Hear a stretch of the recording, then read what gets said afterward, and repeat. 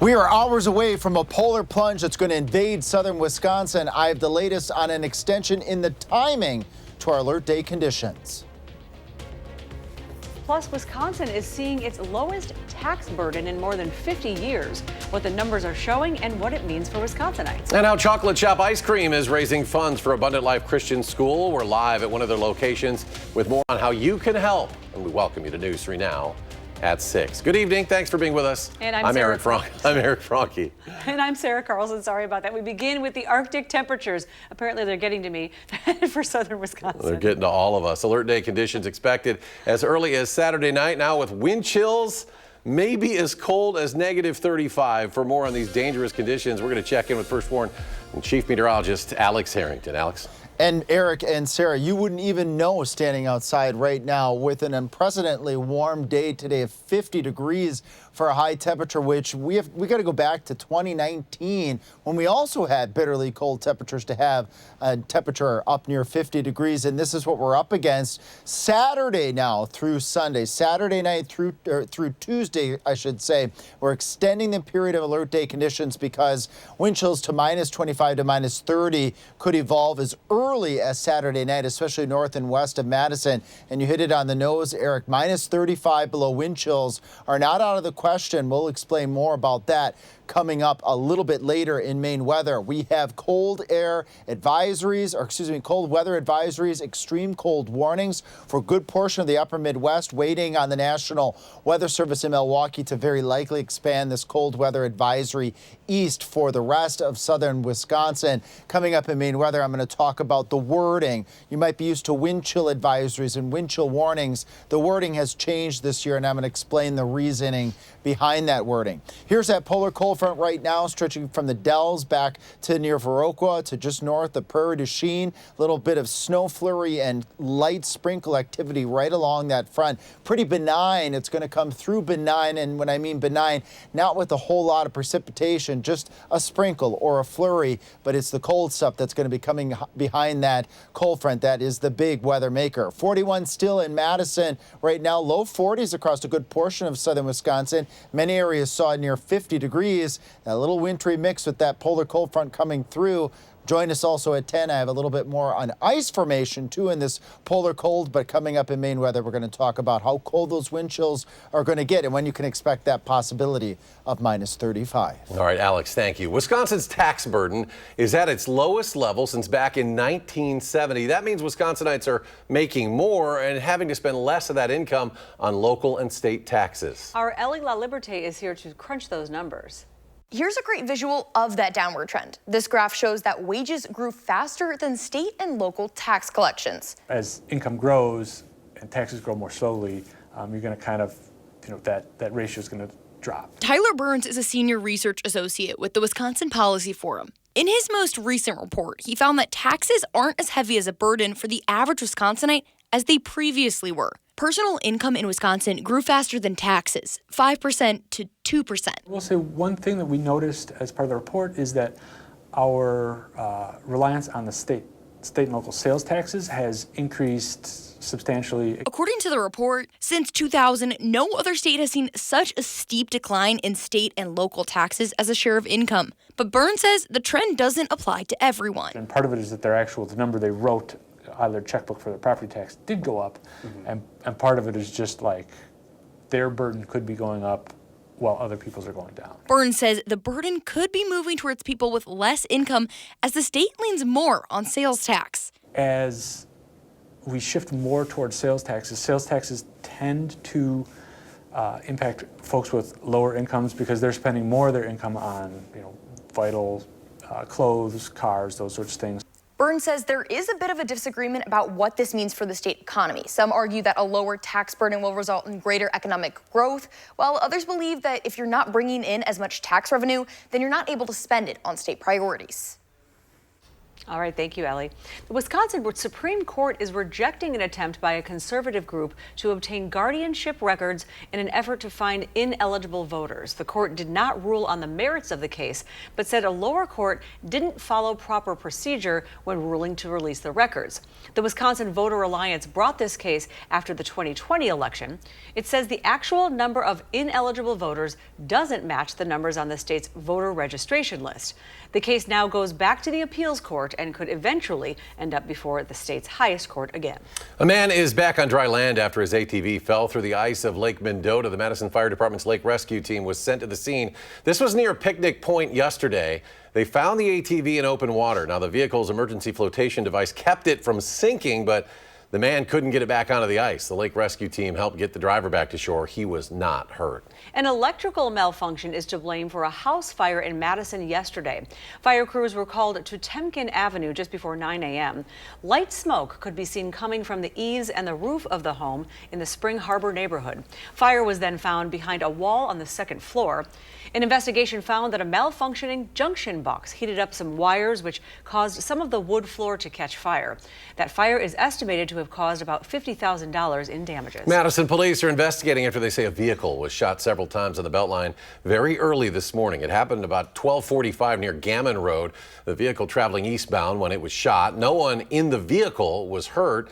Police closed part of the Beltline at the scene for about a half hour to investigate, and so far no arrests have been made. If you have any information, you're asked to call Madison Police. Happening this Sunday, all 9 chocolate shop locations in Madison will be holding an ice cream fundraiser for families affected by the ALCS shooting last month. And this is just another example of the Madison community stepping up in a time of tragedy. News 3 Now's Tanisha Shaw went to the chocolate shop on Midvale Boulevard to learn more about the fundraiser. I'm here at the chocolate shop, and it's a reason to go out this weekend and to, eat some ice cream and, have fun with your family and friends. And it supports a really good cause. I'm here with Caleb Lawrence. He's the GM of this location on Madison's west side. Caleb, this fundraiser you're hosting Sunday supports ALCS. Can you tell us more about it? Yeah, absolutely. So this Sunday, you'll be able to visit any of the 9 chocolate shops here in Madison. We'll be donating 50% to the United Way of Dane County's Abundant Life Christian School Emergency and Relief Fund.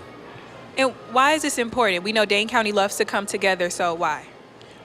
Chocolate Shop as a whole does what we can to make the community feel a little stronger and a little more unified in tragedies like this. So Sunday, we will be donating, again, 50% to ALCS. And what can people buy? So we are donating just 50% as a whole. So anything in the store will be proceeds to the Abundant Life Christian School. All right, and then there's a lot of other businesses that are donating towards Abundant Life Christian School after that horrible tragedy. Chocolate Shop, of course, is just one of them. So we have that information on our website, and be sure to visit the Chocolate Shop this Sunday. All 9 locations in Madison are participating. Reporting in Madison, Tanisha Shaw, News 3 Now. Thanks, Tanisha. And Winter Restaurant Week is about to kick off in the 608 this weekend. Our partners at Madison Magazine put on 2 restaurant weeks every year. One in the summer and then one in the winter. Since the pandemic, Madison Restaurant Week continues to grow as well. It's an opportunity for businesses to showcase their best menu items with some new things too. This week there are 43, I should say next week, 43 participating locations. Madison Magazine tells us that's the most they've had since before COVID. Now here's how Restaurant Week works. On channel3000.com, you'll find a running list of all of the locations taking part. Starting at $30, those restaurants offer a menu with 3 courses, and some will also offer a lunch menu for $20. Just be sure to make reservations ahead of time if you can. And coming up on News 3 Now at 6, TikTok has just 2 days left before it could be banned in the U.S. We'll tell you how that could change. Plus, UW Health making things more convenient for its patients. The clinics popping up that allow you to get a checkup right from the seat of your car.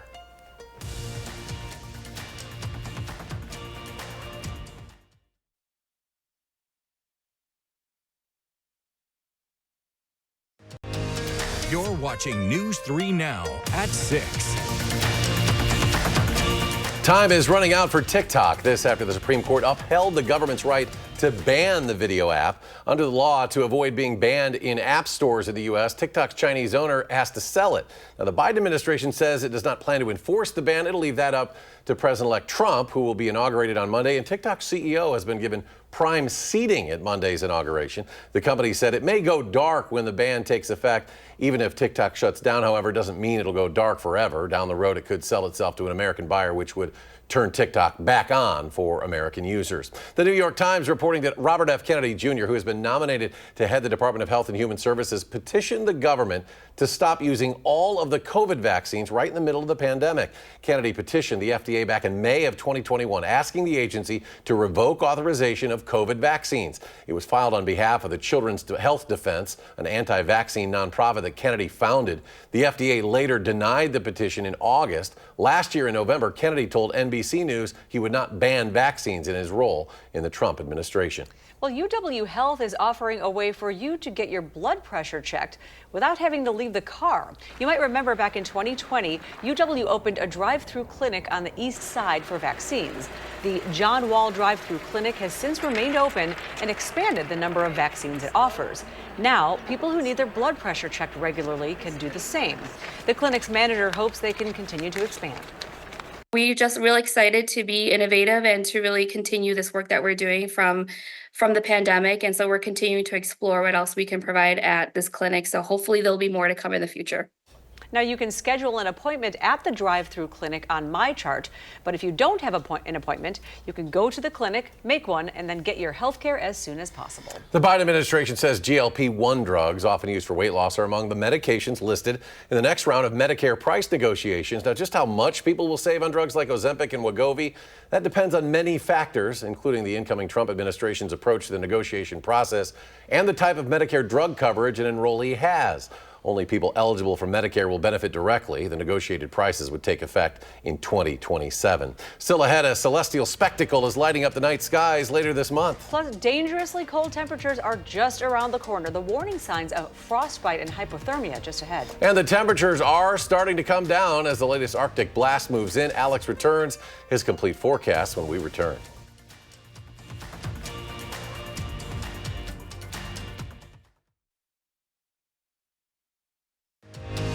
You're watching News 3 Now at 6. Well, millions of eyes will be on the sky this month as 6 planets will appear to line up in what's known as a planetary parade. Most will be able to be seen with the naked eye. The celestial spectacle happened last June, but only 2 planets could be seen at that time without any special equipment. This time, you'll be able to spot 4 of them by just looking up. Venus and Saturn over in the western part of the sky, they'll be visible to the eye, and then you should be able to spot Jupiter and Mars further over to the east. Venus and Jupiter typically are the brightest ones. Now, stargazers will need binoculars or a telescope to see Neptune and Uranus. The parade of planets will last through the month, and for the first few weeks of February, best spotted on a clear and cloudless night. The World Monuments Fund has included the moon in its 2025 list of vulnerable heritage sites. Every 2 years, the international nonprofit puts out a list of 25 sites at risk. This is the first time the group has included a location beyond Earth. There are more than 90 historic sites on the moon that are related to astronauts making visits there, and that includes the Tranquility Base, where humans first set foot on the lunar surface. The landing site preserves things like astronaut Neil Armstrong's boot print. The moon is on the fund's 2025 watch list because the group believes the artifacts there are at risk due to accelerating lunar activities. Well, we're in for another round of bone-chilling temperatures, and experts are urging you to stay safe. Doctors say if you plan to be outside during freezing temperatures, you need to watch out for several red flags. First, signs of frostbite, maybe redness or even pain in the body. And then if you're noticing skin turning a dusky gray or blue or even blistering, you're urged to seek emergency medical attention right away. As for hypothermia, signs in adults include shivering, exhaustion, confusion, and drowsiness. It's also important, of course, to keep a close eye on the most vulnerable, young children and older adults. Frigid temperatures are impacting President-elect Donald Trump's inauguration. The swearing-in ceremony has now been moved indoors due to dangerously cold conditions that are expected in Washington and other areas on Monday. Trump and Vice President-elect J.D. Vance will take the oath inside the Capitol Rotunda. The Capital One Arena will be open for people to view the inauguration. The last time a president was sworn indoors was Ronald Reagan's second term back in 1985. We'll also be dealing with dangerously cold conditions next week right here. Alex has a complete look at the forecast. Eric, an extended period of alert day conditions. We've brought Saturday into the alert day condition time frame because wind chills could be between minus 25 and minus 30 below zero as early as Saturday night, especially for areas north and west of Madison. We have cold warnings and cold weather advisories for much of the upper Midwest, waiting for our friends at the National Weather Service to the east to issue cold weather advisories, and very likely for the rest of southern Wisconsin. We could even be looking at extreme cold warnings for parts of southern Wisconsin a little bit later in our alert day time frame. Where is this polar cold front right now? It stretches from the Dells over to Prairie du Chien. We have just a couple of snowflakes, just a couple of flurries, just a couple of sprinkles. Not expecting widespread precipitation with this cold front passage as we get towards 8, 9, 10 o'clock. But what you can expect are the winds to turn around from the northwest and really start to pick up. Eric was mentioning earlier in the newscast the temperatures are starting to go down. We did 50, but now we're 41 in Madison. But enjoy it while it lasts, because these temperatures in the 30s to near 40 degrees, we aren't going to see those temperatures for a quite extended period of time. 40 to 41, got a 39 in Verona right now. Beautiful evening yet to enjoy. I'm going to try to get a walk in here after the newscast as our temperatures slip from 41 down into the 30s at 10 o'clock, as we may have, again, that sprinkle or that flurry out there. Let's track the temperatures Saturday morning, waking up to the teens, and that's actually normal for this time of year. We'll do 16 in the Dells, 20 in Janesville. We struggle during the day to get those temperatures to go back up. Single digits below zero Sunday night going into Saturday night going into Sunday morning, and then we barely get above the 0 degree mark on Sunday, and then we repeat this Monday, but even colder, almost minus 10 below actual air temperatures. Then we go into Tuesday. Tuesday morning, we could be looking at 10 to 15 below zero actual air temperatures. You add a little wind, we got minus 25 to minus 30 wind chills. You've seen this graphic a couple of times. No changes here. Sunday, Monday, approaching 30 below zero wind chills. But what has changed, we could be looking at 35 below zero wind chills for areas north and east of Madison Tuesday morning, and that would put us in that extreme cold warning category, which we're keeping an eye on. Here is that stretch of alert day conditions. We may even need to add Wednesday morning as we pull out of the extreme bitter cold and start to moderate the temperatures. And as you note here, no big snows on the way for those that are interested in snow, although some optimism if you like to be out on the ice. This is actually good ice formation weather at 10. I'll be talking more about that. Now, the consolidation of the naming, you're probably used to wind chill watches, wind chill warnings, wind chill advisories. The National Weather Service has consolidated those into extreme cold watches, extreme cold warnings, and cold weather advisories, because you don't necessarily need cold wind chills for it to be dangerously cold. You can have no wind at all and the actual air temperature of minus 20, and that would suffice as a cold weather advisory. But I want you to take note of these thresholds here, because La Crosse's thresholds are colder. It's usually a little bit colder to the north and towards the west. So while areas, let's say Juneau and Adams counties, might have a cold weather advisory because their threshold is colder, that would be an extreme cold warning for areas closer to Madison. And coming up in sports, why it's all about trusting the process for the Badger women's hockey team. That's next on News 3 Now.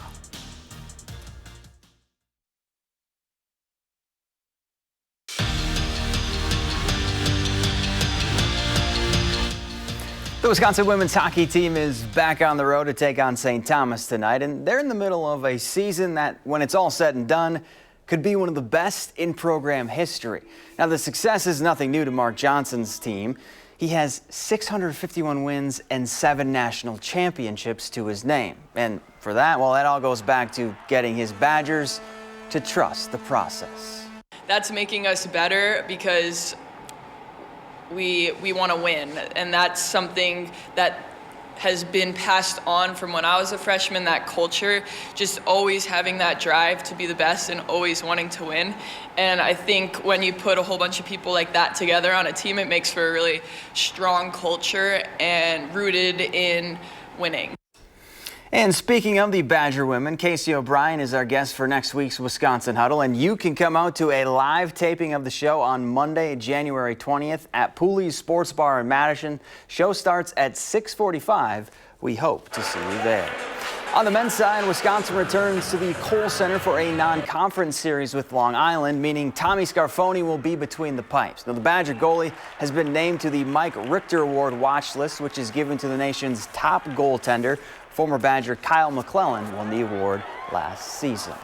Yesterday, the Badger men's basketball team arrived in California ahead of their showdown against Big Ten newbie USC. And Saturday's game will be the 5th meeting all-time between the two programs, though the most recent was back in 2022 in a Battle for Atlantis matchup. And while the Badgers won that game, they've never beaten the Trojans in LA. And that's going to be a big test for them because USC is playing well right now. Interesting trip to that part of the country right now with what's going on. Well, they're giving back on Monday. They're going to help the community on Monday. Greg Gard said that. It's good to hear that. Let's go to Alex. Final check as we get ready for a major cool down. Major cool down. Cold snap. Well, a lot of ways that we could probably describe this. The bottom line is temperatures falling Saturday. Wind chills getting down to -20 as early as Saturday night now, lasting through Tuesday. Tuesday morning, we are watching the potential for wind chills potentially as cold as -35. Actual air temperatures flirt with 0 by day, 10 to, in some cases, 15 below 0